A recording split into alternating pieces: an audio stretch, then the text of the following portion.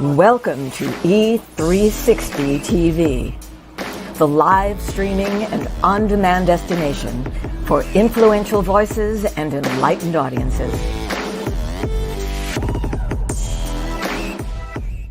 We offer trending, grassroots, and purpose-driven content across a diverse range of interests. E360 TV is more than just watching programs. We offer the ability to interact with live shows connecting audiences to real, authentic influencers and storytellers while streaming to millions of devices.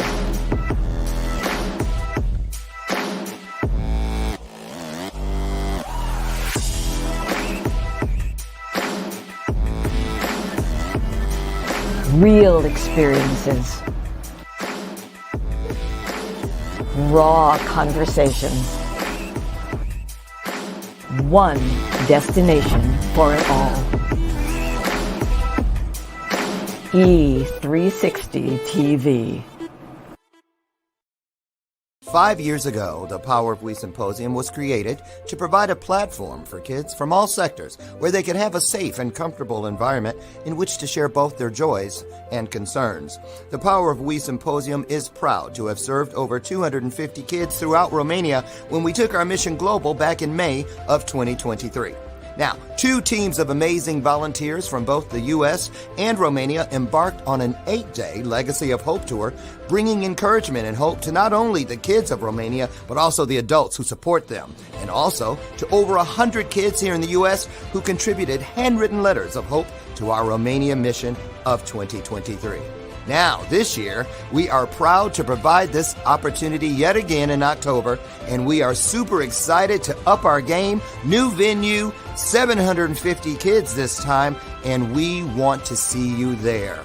We're looking forward to meeting you in person at this year's event, which promises, as always, incredible speakers, amazing content, and of course, some of the greatest kids on the planet. So, mark your calendars for October 24th, and we'll see you here in Chicagoland for the Power of We Symposium 2024.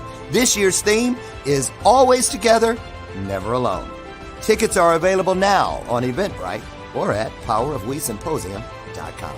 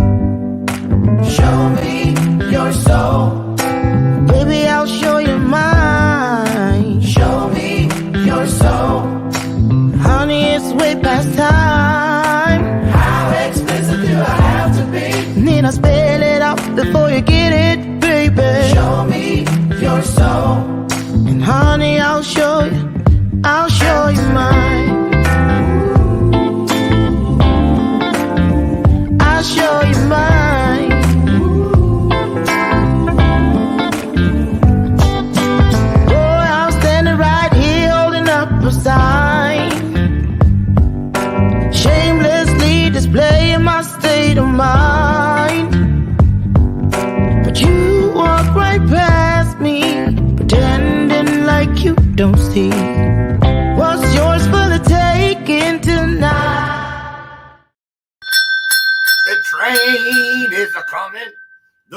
rain is a-coming.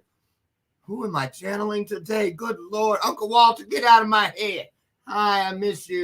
Oh, my goodness. What a wonderful day it is. Welcome, you guys, to Friday's edition of Bathrobe Moments. I'm your goofy, silly, but highly favored, blessed, anointed, sacred, everything. I'm just so happy to know the truth about why I am here. My good friend Sanjeev Chopra says in his book, it's a quote from Mark Twain, but we all ought to memorize it. The two most important days of your life. Can you guess what they are? The first one is the day you're born. And that second one, that's the humdinger. That second one, the day that you understand why. Woo! Powerful! Powerful! I'm going to just let that hang out there for a minute. Y'all, it's a great day. God bless you. We're here today to pour into each other, to be poured into by each other, and to find a little piece of our higher self so that we can go on with our day today and weekend and on, easing a little bit of suffering somewhere in this world, okay?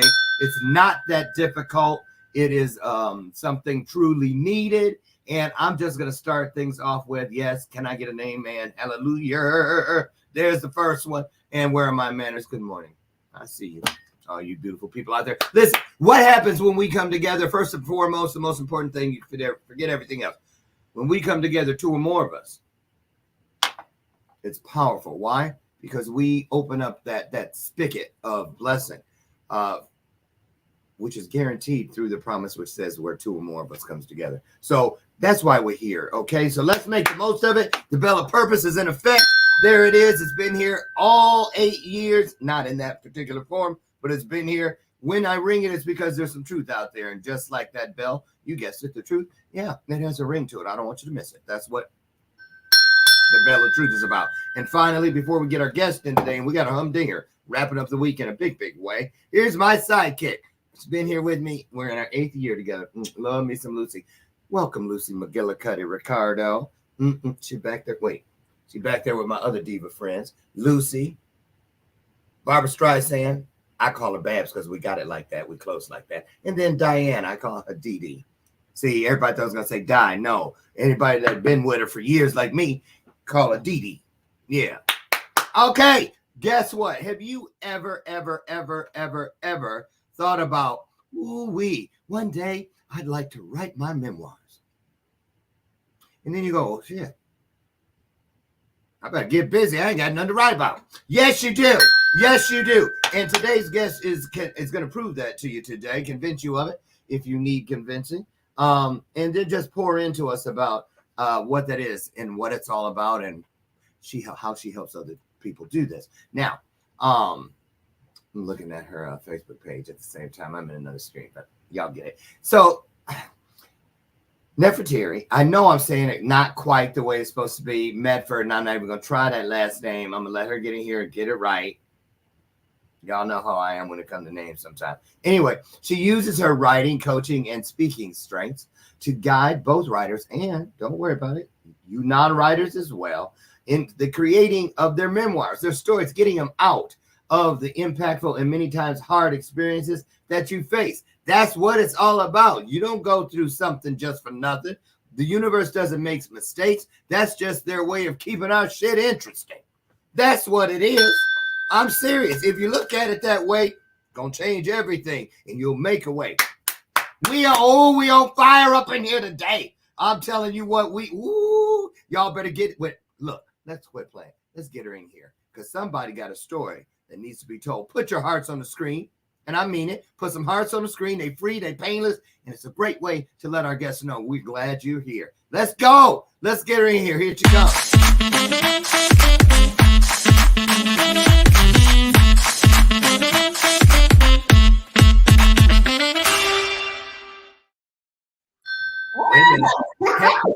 Say the whole name. No, you said it correctly. Nefertari Medford Rasaq.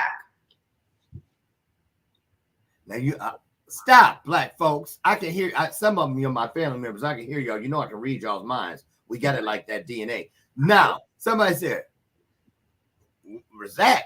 Mm-hmm. What is she married to? Who's she? Because you know they country in my family. God. What? Like my mom would say, what her name is? Mm.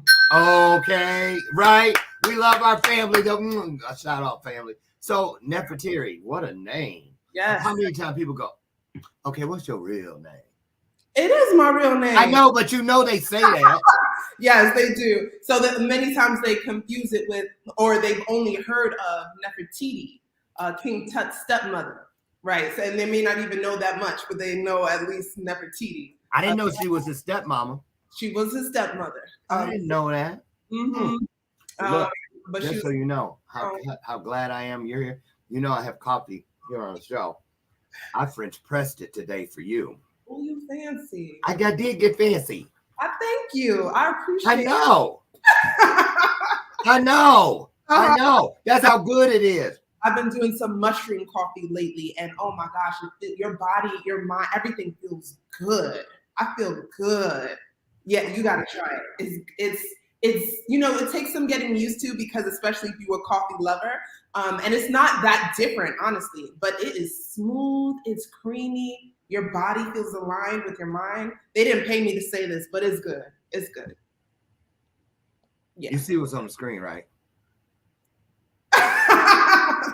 Hey, we just started this stuff, y'all. She don't know. We ain't just got on this ride in here. But I saw an ad on one of the channels about mushroom coffee. Yeah, it's good. There are a bunch of different brands that do it, but yeah. What? But well, I'm just saying, it doesn't have caffeine in it. No, but it has 6 different mushrooms with so many benefits to it that help your body in different ways, in your mind and your gut health, and it's great. It's great. Look at you. Not doing anything. You see any colors? Huh? You either have mushrooms early in the morning. Huh?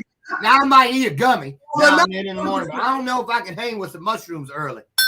I'm just saying, maybe back 20 years ago. Look. Woo, I got hot. Wait, I'm really trying to show off my Gunkle shirt, because we're going bowling tonight, and when the babies are gonna be there, little Andre with his 8-month-old just started walking self, and little mama Bella, who's 3. Is she 3? Wait, I always get it wrong. She'd be mad at me all night. Get it right. Get it right. We're gonna have so much. Yes, I can't wait. So look, here's the thing I love to do, because resumes and bios and all that. I'm gonna step out for about 60 seconds. How you gonna be going the whole show? That was my family again. I'm gonna go out for about a minute, come back, start your own vibe with everybody. Tell them what you want them to know as we get ready to learn more about this thing called storytelling and memoir. I hate that word. Memoir. It's that bottom part. That I'm gonna work on it. That one when we come back. Take it away. Tell them what you want them to know. Oh, absolutely. So, like you guys know, my name is Nefertari Medford Rasaq, and I am a communicator. I'm a storyteller in every facet, right? But my depth, my love comes from helping other people see the beauty in their own personal stories. It is the thing. You have experienced life and went through things and have learned lessons that they're not supposed to just stay with you. Your story isn't just for you. You lived through it. You got the experience. Now your story is for somebody else.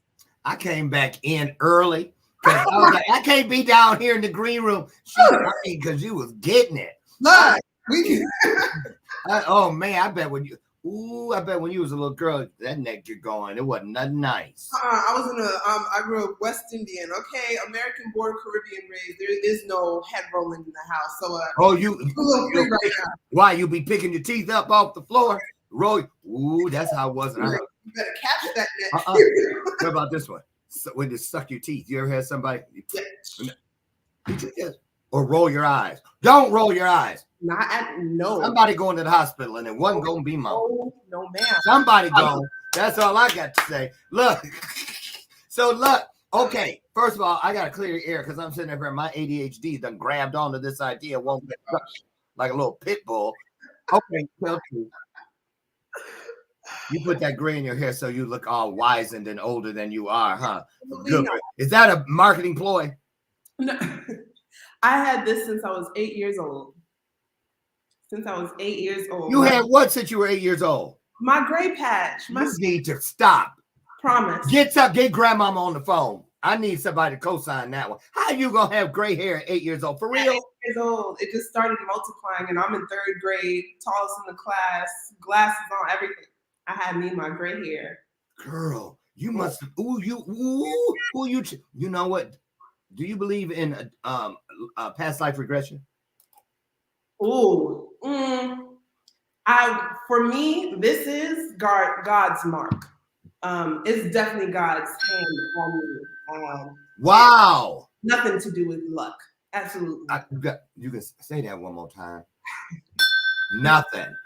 Nothing to do with luck. No. Okay, so let's talk about this.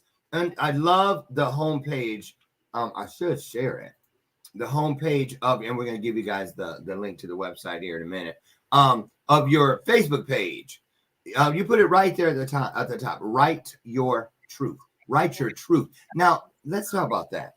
I'm going to put it up because people need to see it. I think y'all need to see the word. Now, what? The truth. I'm going to tell you what. I don't play with the truth. You know why? Wait. I know I ain't froze. No, I see you. I was froze. I ain't supposed to be. I got a dedicated hardwire line. Don't Xfinity. Don't make me come. I'll be on. I don't call them. I go there. I'm kidding. They don't tell you where they at for good reason. So just got their bill yesterday.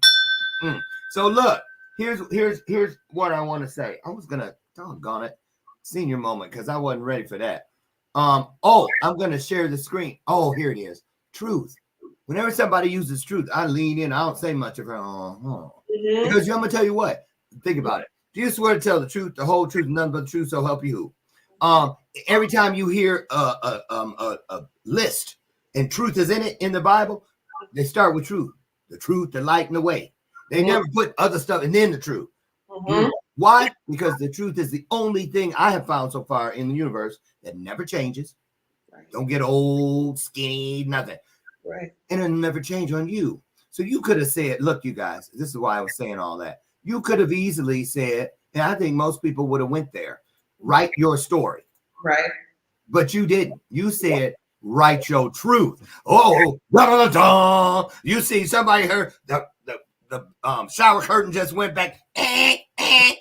Because when you say truth, some people can't handle the truth and some people are scared of the truth. So how can you write your truth if you don't know it? Or you don't acknowledge it? I'm some Rice Krispies and bananas while you tell them about it. You're true. Ooh.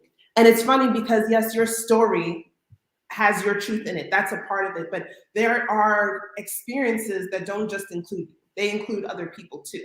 And just because somebody else does not see a certain experience the same way that you do, they have a different perspective about it. It doesn't mean it's not true to you. You know, so your truth, sometimes it's not pretty. You understand? Like That's that right. Yeah, your realest truth isn't pretty, but you owning it, like you said, acknowledging it is powerful. First for you. Absolutely first for you. I believe that's not to cut in, but get used to it.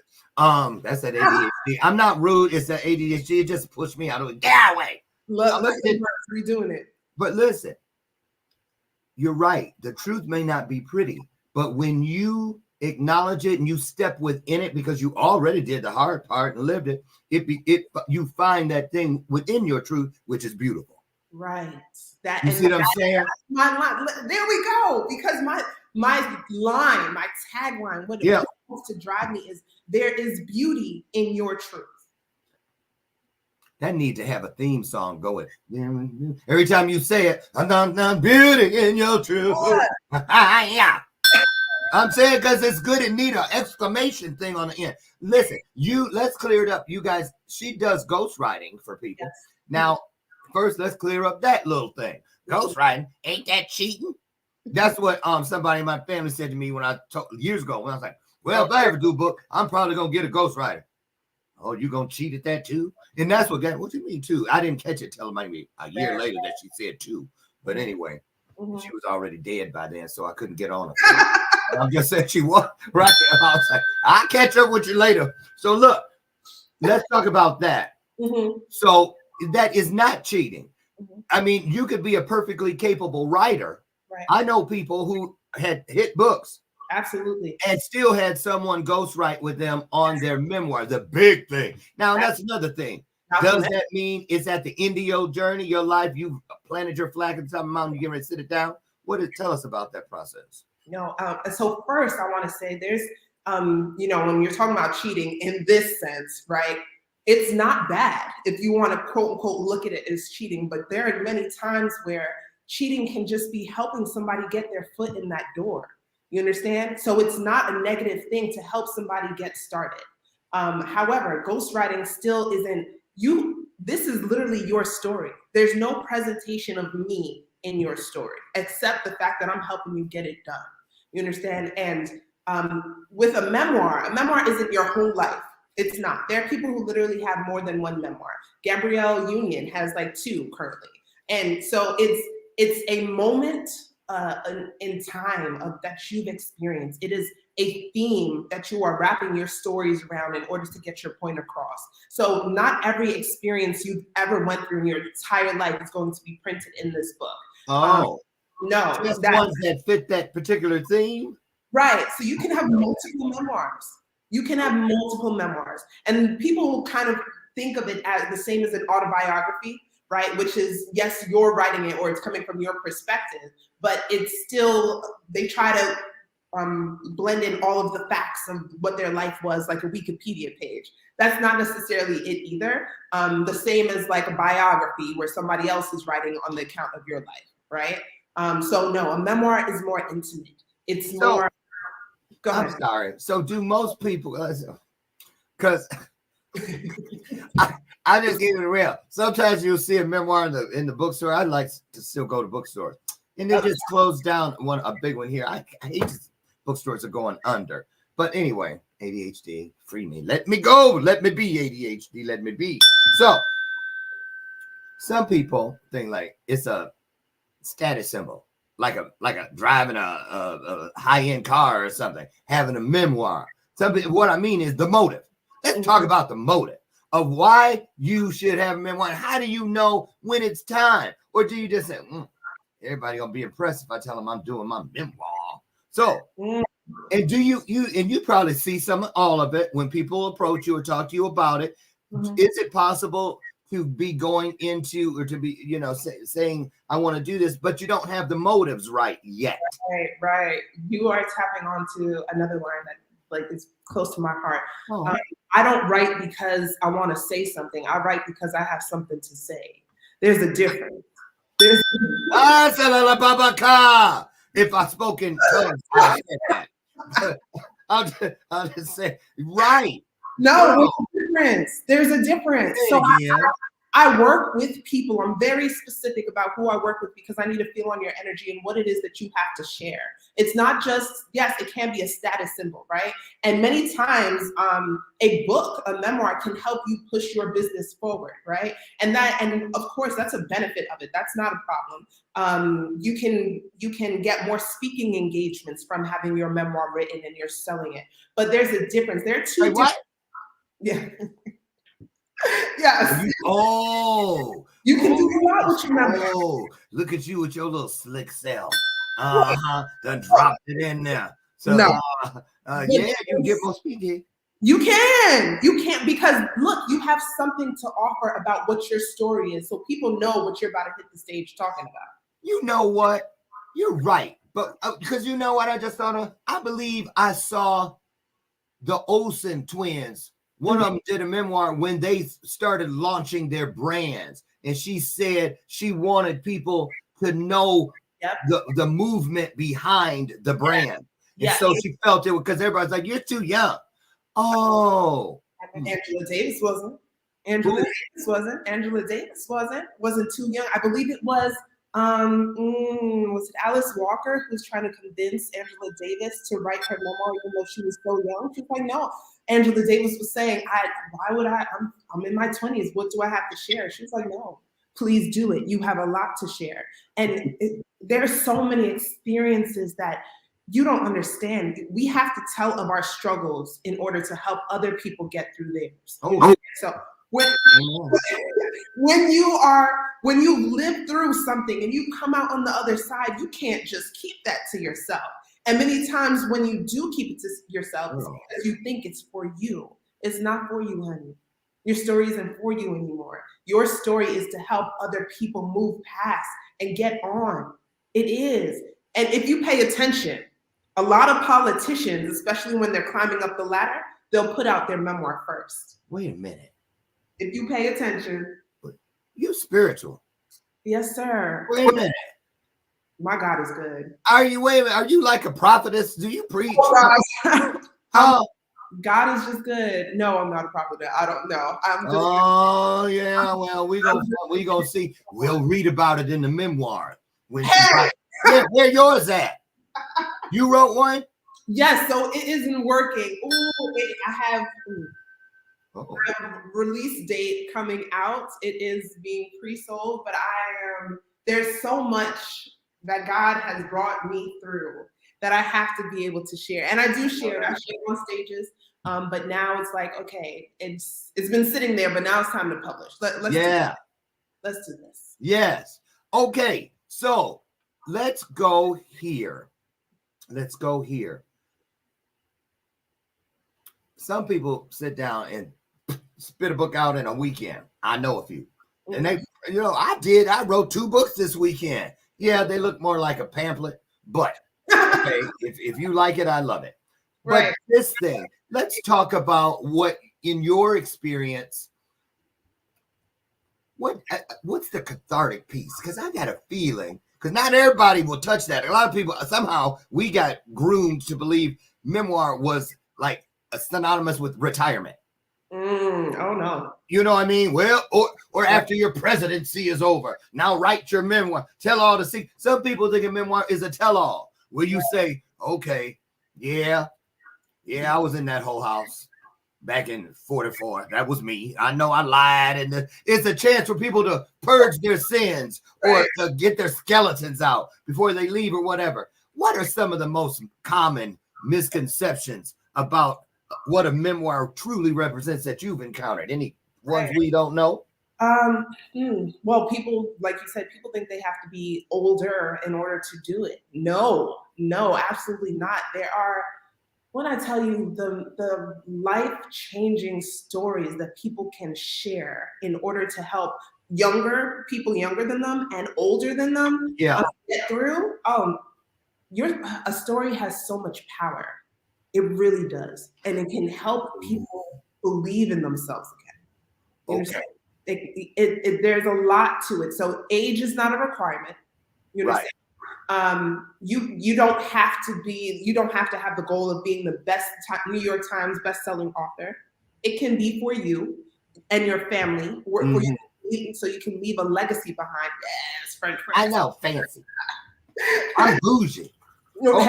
And clumsy because I just spilled it. That's what I get for bragging. See what ego will do? Ain't no good in ego.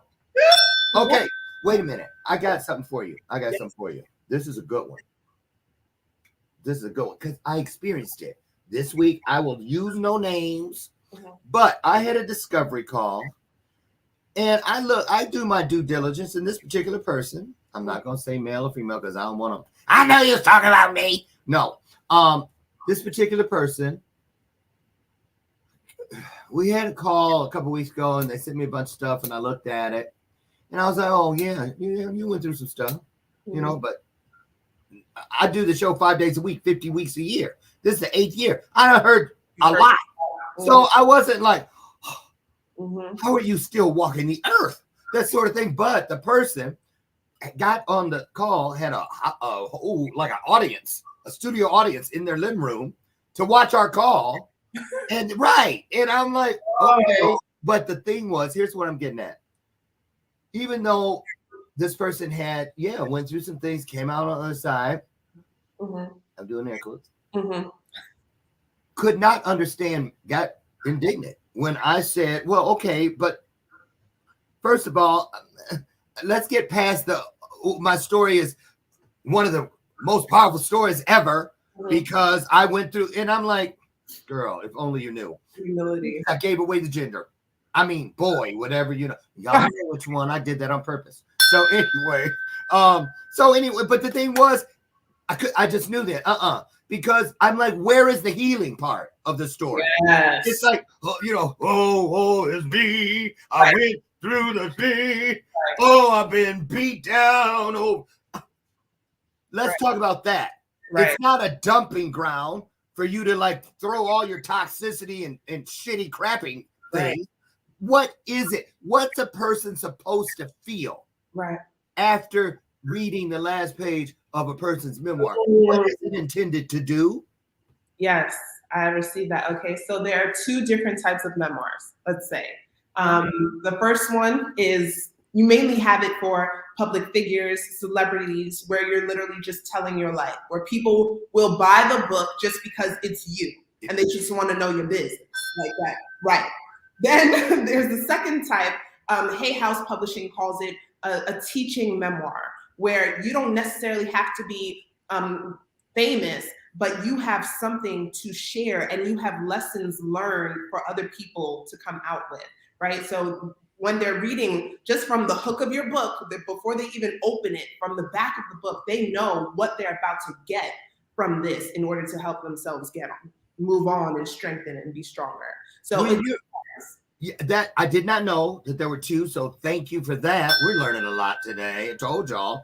Now, what about this? When you're going through it and you start and they're there, and I mean, are you sitting across the table, writing or typing, or are you on the screen like this, or do they record and send it to you and then you? But what I want to really know is this: spill the tea now, spill it, like I just did that French press coffee. Oh gosh. You thought I didn't know about this? It was a wedding gift. I finally used it like a month ago. We've been married 7 years. Yeah, that's because the person asked me about it. Oh. How do you like that? It's great. I love it. I use it every day now. Right. So let me ask you this. Have you ever been in the process of working with someone where you got to a point in a story, or you were choosing where things go or how they come out, and they thought, this is the big crescendo. This is the big this piece right here, and you're like, no, it's really this. Mm-hmm. Like where people they put, you know what I'm saying? How do you stay in alignment? Because don't you have to do whatever they want?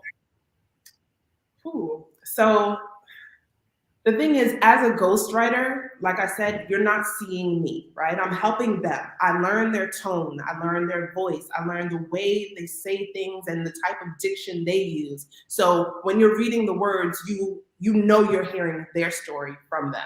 That's what I do, right? So a big part of my program, Memories to Memoir, is that, and there are different levels when you come in contact with me, right? There are different levels because maybe you want to completely write it yourself. You just need some guidance. No problem. I got that. That's where like writing your truth comes along. Then there's the out my head, out my mind is kind of like the lowest level, where I'm giving you a blueprint on how to do it. You go ahead and do it. Getting us started like a template or a layout, bullet points, right. Exactly. Now you take it, and if you need me along the way, call me. Exactly. Okay. So, but Memories to Memoir is one of the bigger pieces, because it kind of, I'm guiding you with other experts, storytelling experts and life coaching professionals to help you get this story out of you. Understand what obstacles are in your way. You have accountability and community along the whole process. And then there's the level where I'm doing a one-on-one with you. So Memories to Memoir is a group. It's like a big group of us just working on our memoir simultaneously. You have the expert training and everything alongside you for 12 weeks. We have that, we'll make it happen. The one-on-one process, you have me. I am sitting, learning you, and I'm guiding our whole journey, where I'm hearing from you what your life has been. It is not counseling, it's not therapy, but it can be very therapeutic. There are clients I have that they need some time to break down. They didn't realize that, because like you said, they may have one area that was the big piece, But then when we're going along and I'm hearing their story and I ask for you to stop here, let's dig deeper here. You didn't realize that was a trigger, right? You didn't realize how much you were hiding, even touching on that subject. But whether it makes the book or not, we're about to tackle it.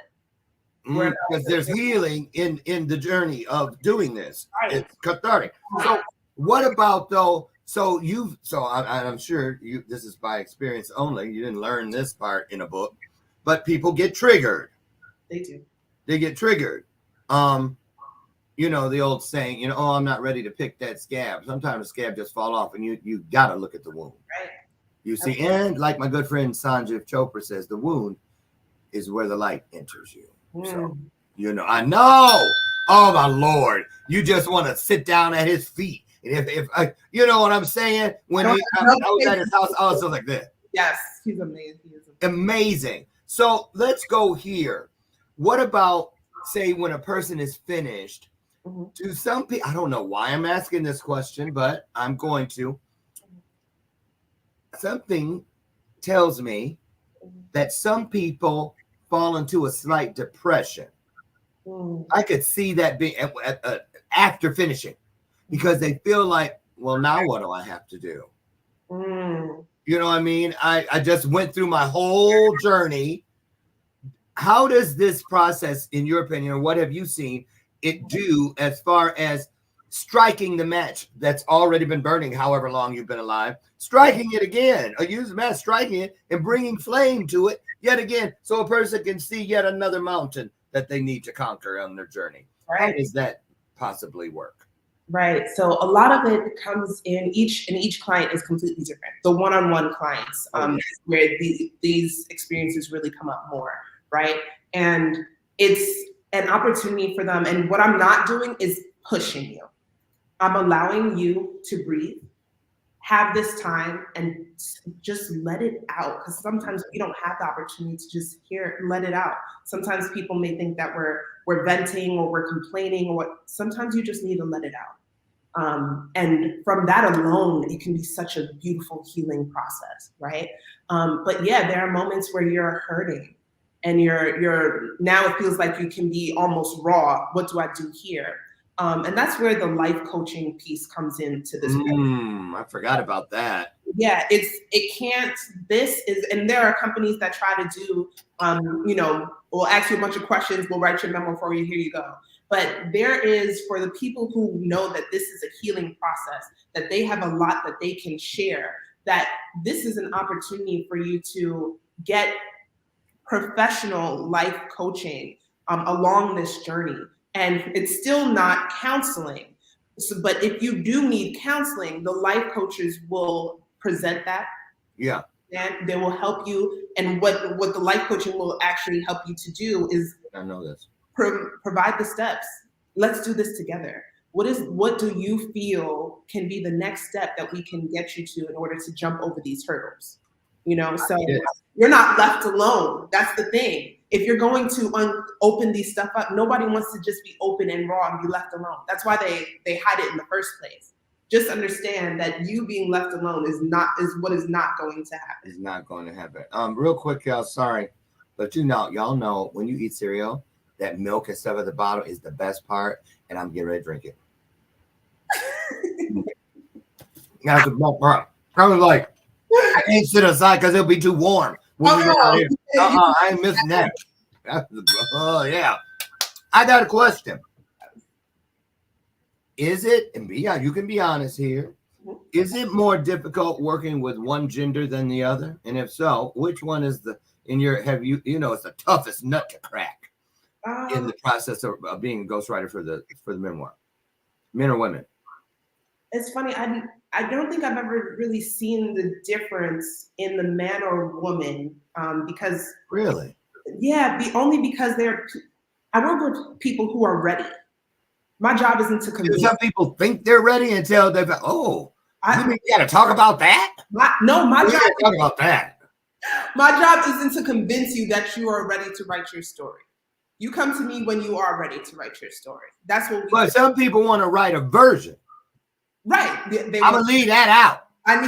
They can't know about that. My mama's still alive. But I said this before. You do when you're storytelling, you don't need to tell everybody your social, your everything. They don't need to know every single detail. True. There are pieces of you that can be kept for you. Even if you uncover it during the storytelling process where you're trying to get your thoughts out, doesn't mean you need to put it in the book. So what I have seen, there are people who they'll clearly know that there are hard parts for them to talk about. And okay, if we don't touch on it here, we can touch on it later. I let you know that we're still open. What I'm not doing is badgering you. No, get it out. Let's talk about this right here. Right. Oh, wait, you go talk about it. No, but there is a difference when you work with people who know that they want this for themselves. It really does make a difference. What about this part?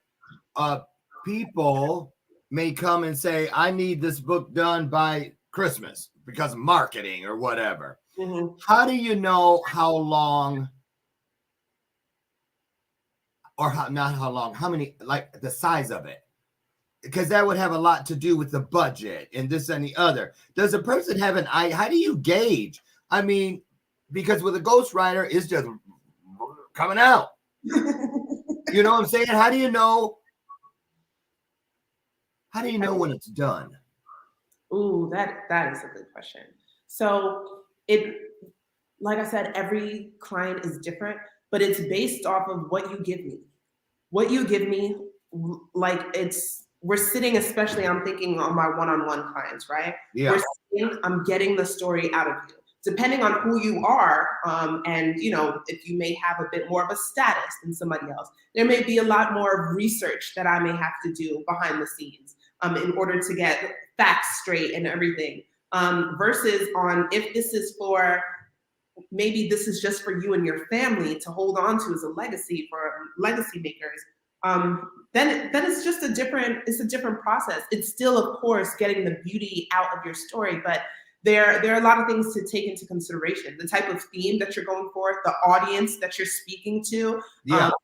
There's a lot that goes into it. And if we are clear about that from the beginning, we can incorporate our whole marketing strategy within the pages as well. So it's easier for you. Yeah. It's for every specific goal project, it is different and it does vary because your story is nobody else's story. It's nobody else's story. So a couple questions here. I'm gonna attach them for the sake of time. Mm-hmm. So is it the same kind of expectation from a memoir if you're not a celebrity or something, for a person just an everyday Joe Blow or Josephine Blow, as as far as what to do with the book afterwards? I mean, are you trying to make your memoir a #1 bestseller on Amazon? I mean, what is the expectation? Especially because if you're not a known name, a lot of people would say, I know you said about legacy and this and the other. So you're saying maybe like some people do this and it's like an heirloom. Here, everybody in the family have one. So there's that. And here's the next page. You can maybe just jump right over to that.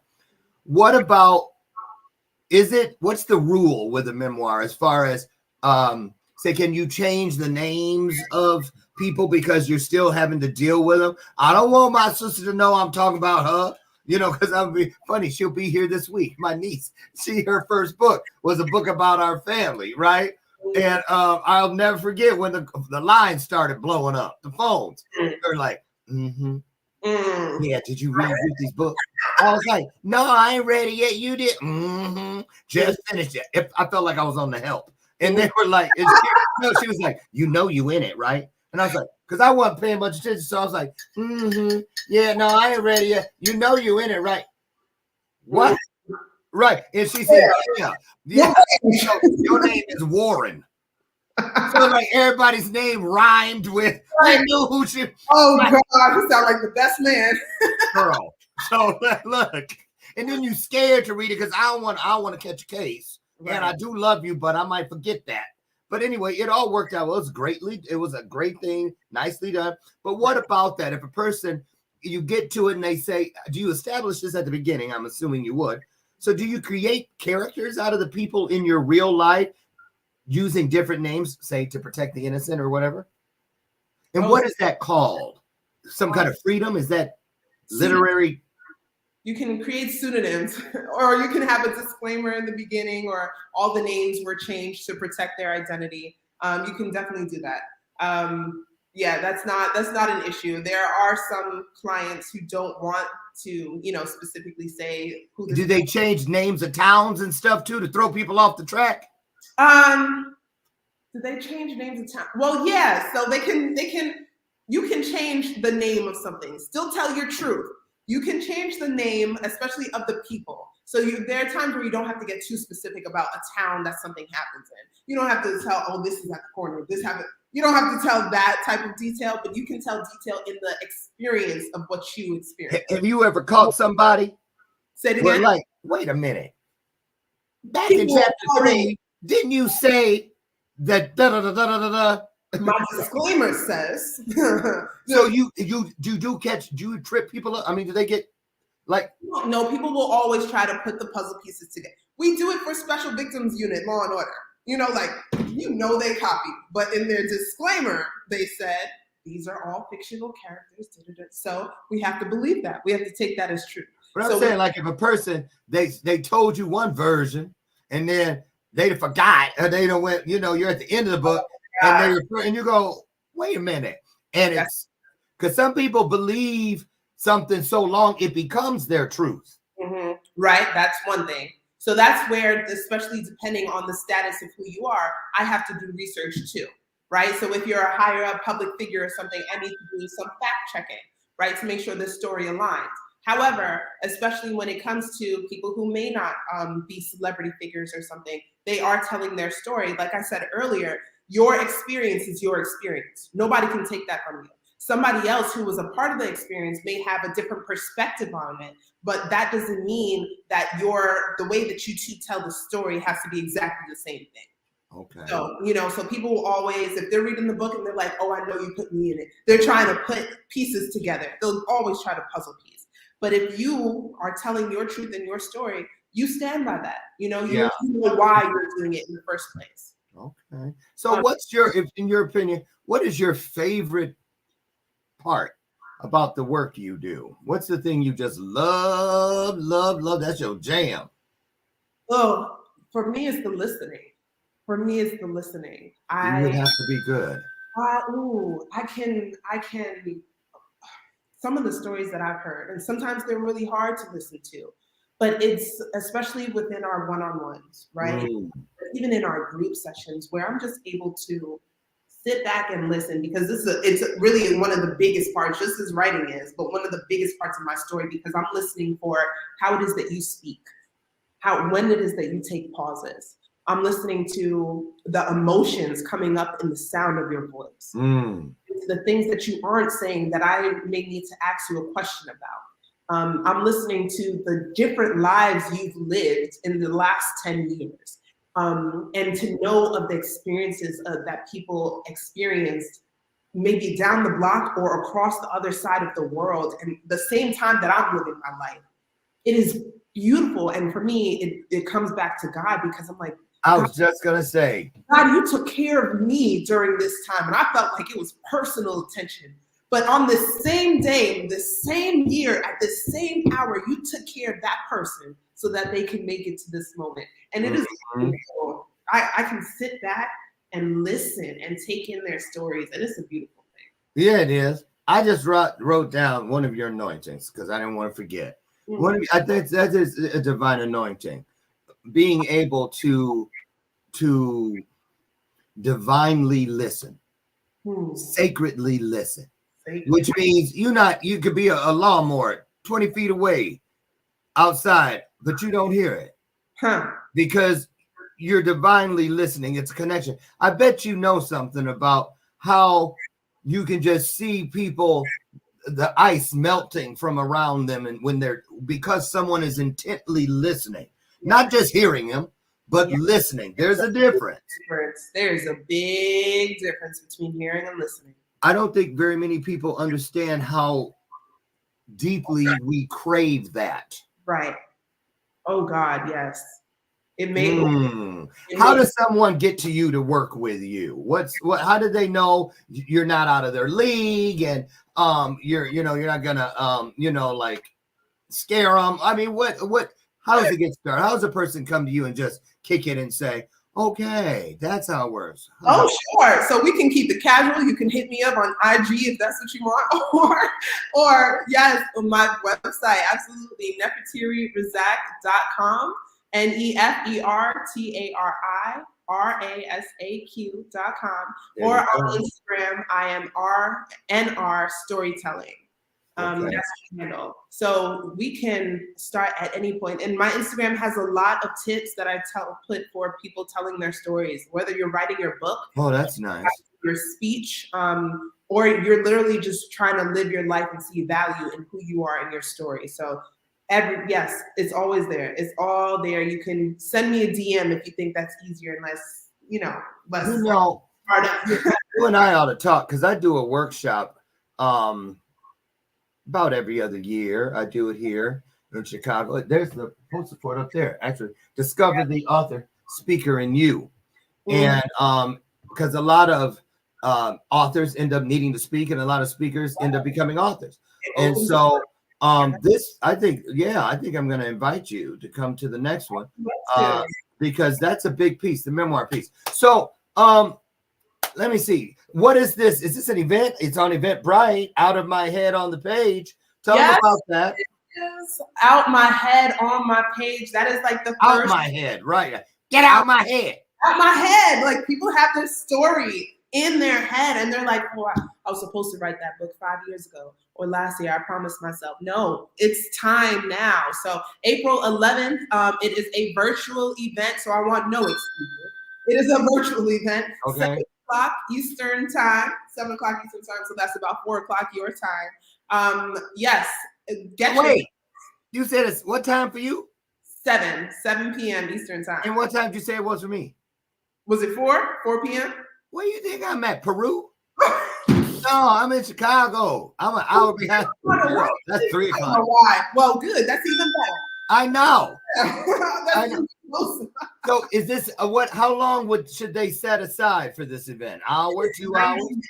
90 minutes. Perfect. I want you to get the blueprint of how you can get your story out your head and on your page, so you can have your printed or published book. Come on. Any kind of book, not just a memoir, but any kind of book. Yes, I love memoirs. That's my go-to. But any type of book. You have a fiction book, let's do it. Let me help you get it out. And the beautiful part that I just reconnected to when rereading The Color Purple before the movie came out, before I went to go see the movie, is that every piece of fiction has a nonfiction base to it. That you're creating in your mind, it comes from something that you've lived or that you've seen. Yes, right. So it's a blueprint that will work for all. Well, then I need to learn some eye thing to do when I hit the bell without looking at the bell. Wait, that doesn't work. That was right. Wait. Never mind. I'll practice. Oh, wait. I'll use my whole head. Okay. ABC, you gotta love it. Listen, I am just on fire in love with the fact that you exist. Okay. No, seriously. Because now I can, like, when I'm kneading the dough, getting ready to bake my bread of story. I now have some more things to choose from, and you're one of them. And I'm serious, because you already sent me your package. Yes. When I first met you, I got your package, and yes. Know that this is out there. I've never had someone speak to the audience quite like you have about this whole thing, and so I thank you for that. And you guys get out and get over to this virtual event. Out My Head on the page. Out My Head. That's right, at eventbrite.com. I'm going to take the liberty, you guys, and bless you by putting both of these links inside your comment section at the immediate conclusion of today's broadcast, which unfortunately is right about now. So I want to say this to you as we close up today. Listen, don't underestimate your story. And remember, it doesn't start when you got married or when you had your first baby or graduated from high school. All of our stories start either if you're a believer or not. If you're a believer, in the beginning? If you're not, how about once upon a time? Just remember, your story is your story. It is just like your DNA. It is your soul's voice. So get out there and do what you need to do to find that place where you can just see that it matters so that you can give it away. Somebody can do something with it. I know that for a fact. You are not worthless, and your story is not either. Listen, get out of here, you guys. Have the best day. Find a piece of your highest self, put it right up next to what you already are, and take great to greater, bright to brighter, strong to stronger, bold to bolder. I'm Lauren, Dr. Lauren, and I'll see you, God willing, Monday morning, right over there on the front porch, where together we'll have yet another illuminated conversation by pouring into each other. Now get out of here. I tell you every day I love you. And guess what? There ain't a damn thing you can do about it. So I'll see you. Have a great weekend. Thank you. Great job, young lady. Great job. You wear that great. Go on now. Okay, y'all, get out of here. I'll see you soon. Thank you. Thanks. Bye-bye, everybody. Bye.